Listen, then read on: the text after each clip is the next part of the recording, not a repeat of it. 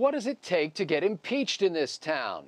Well, that's what President Obama must be asking himself in the wake of his second major scandal that ended with dead Americans thanks to his administration's incompetence, or worse.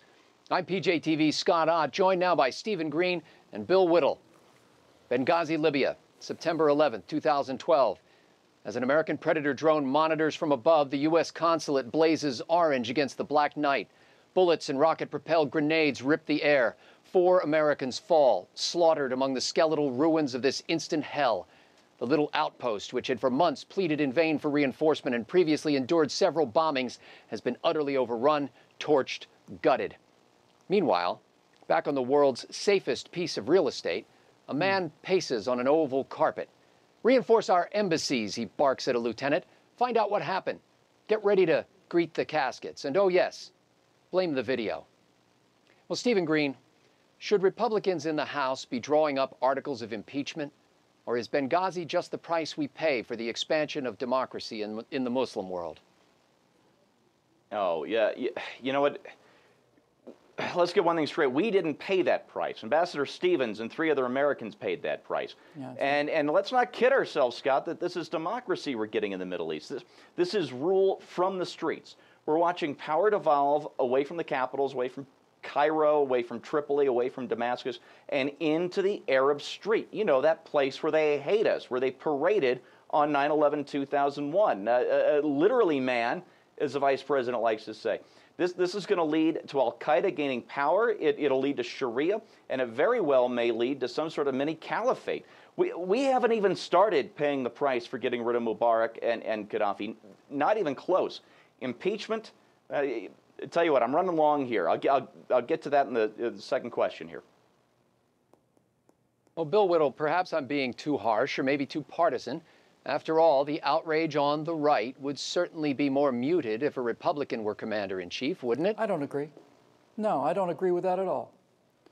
I think one of the greatest things about being on this team is that we have principles, and one of the principles that we're facing is the possibility, just as an example, mind you, we're facing a significant possibility that Mitt Romney will win the national popular vote, perhaps lose the electoral college vote, which means he doesn't win the presidency. Those are the rules. We're not playing for first downs, we're playing for points.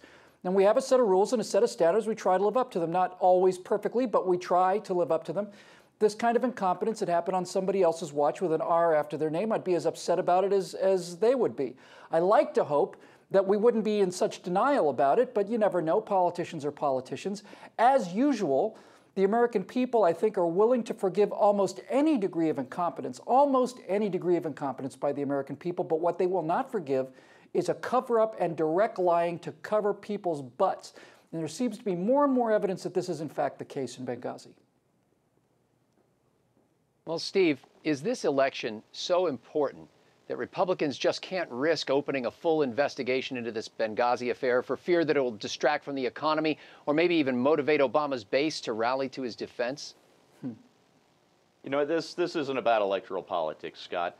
I'll try and wrap all this together. It's kind of nice to think of impeachment as a regular trial, you know, where justice is served, but it's not. It's less than that, and it's more than that, all at the same time. Impeachment, it's an overtly political act where one branch of government is essentially declaring another branch to be illegitimate. You can't do that this close to an election. Besides, the Congress critters all have to go home to campaign. It's just not going to happen. But look at. After the election, if Romney wins a full investigation, I don't think it's going to mean that much. We're not one of these banana republics where you throw the last guy who was president in jail just because he's the opposition. But you know what? If Obama wins this thing somehow, I think Congress should nail his you-know-what to the wall for this thing. Yeah.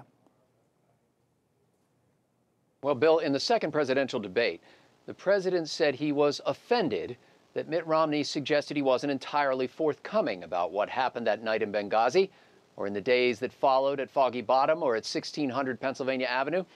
Did Romney cross the line? And how would you have responded to the president?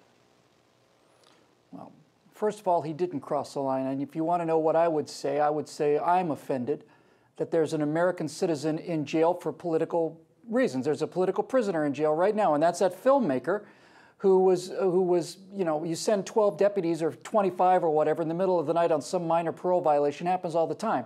This guy's in jail, and guess what, Scotty? He's going to have his trial 3 days after the election or his first hearing or something. So he is a political prisoner in prison right now for expressing his First Amendment rights. The guy's a complete dirtbag. There's no question about it. But that's why we have laws, right, to protect dirtbags, because the angels don't need protection. This guy is in jail right now because President Obama has maintained this story about the entire uprising being the result of his movie. Mitt Romney challenged him on this, and Obama did what he does well. He feigns some moral pose and strikes a position and talks about emotion and how upset he is. The one thing that I will never leave as far as this Benghazi story is that photograph that many of you have seen of bloody fingerprints on a column outside of the embassy, and those fingerprints are horizontal. They're horizontal. That person's being pulled out on top of a crowd horizontally. My understanding is that these guys resisted for 4 or 5 hours. The President of the United States went to bed that night. The next morning, he went to a fundraiser. Is that offensive? It's offensive to me. Well, Barack Obama has sworn to execute the office of the Presidency of the United States of America to the best of his ability, including the role of Commander-in-Chief. Now he tells us that he didn't know about the risk to a previously attacked consulate, which had more than once requested greater security, in a country whose dictator we recently killed, in a land teeming with Islamic jihadists and heavy weapons. He didn't know. His State Department knew, but he didn't know. He apologized on behalf of you and me for a satirical video as if too much free speech had slaughtered our men.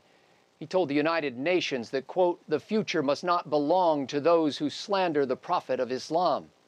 He didn't know that the RPGs and AKs were part of a coordinated jihadi attack, not just an understandable religious reaction to an insulting movie that got a little out of hand. He still brags that he overthrew Gaddafi without putting boots on the ground. Well, maybe that's why no one was there to rescue our men in Benghazi. When you start a war, Mr. President, there are worse things than the sound of American boots on the ground. Obama thinks that beefing up security after the attack, finding out what happened after the attack, that's what a commander-in-chief does. He thinks his constitutional duty is satisfied by greeting the caskets containing the cold consequences of his incompetence. Mr. Obama, a commander-in-chief, attends his daily briefings, asks tough questions, protects American interests and American lives at home and abroad, and after he takes us to war in a troubled land, he makes sure we have the forces in theater ready to respond at a moment's notice to any threat. Mr. President, you have utterly failed in what you knew or didn't know, in what you did and neglected to do. Only the verdict of the voters on November 6th should spare you from impeachment. For Stephen Green, Bill Whittle, and the entire Trifecta crew at PJTV.com, I'm Scott Ott.